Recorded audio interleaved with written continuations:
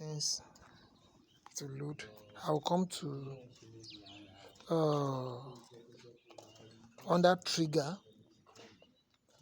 I will now scroll down. I'll come to trigger mode because I want to increase the speed of the trigger.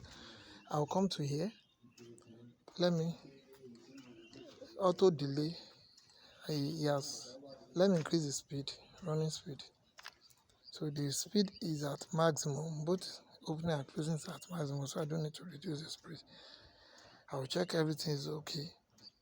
The Pyrac, I'm not using infrared Pyrac, I'm using wireless.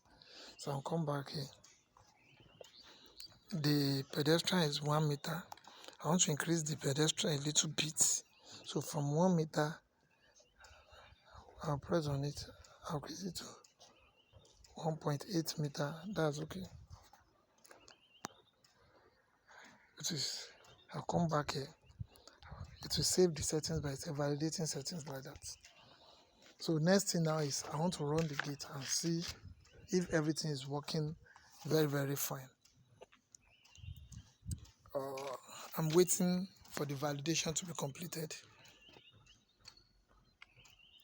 So that's like validating settings, meaning that it's saving everything I just input into it. So everything is saved now. I'll press trigger.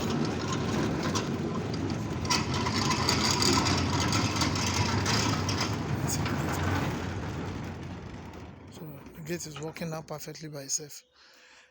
I will press trigger again. So this the Smart Photon we have here is for closing. Can you see it's not affecting it? So let me close now and try to block it. I want to check everything I'm setting. So I'm closing the gate now. Can you see the Smart Photon is clear?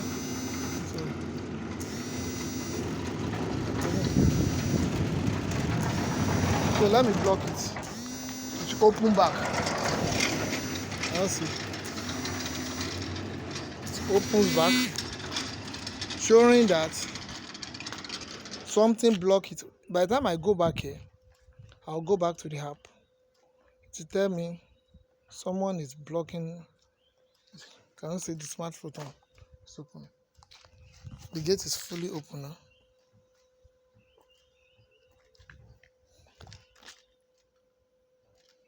So what this Smart Photon does is that it protects your gate from injuring human being along the path, or if a car is passing by, it protects it.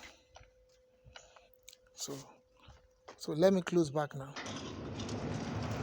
Since there's no one on the gate, it closed perfectly. Since there's no one on the gate closed perfectly. So thank you very much and stay blessed.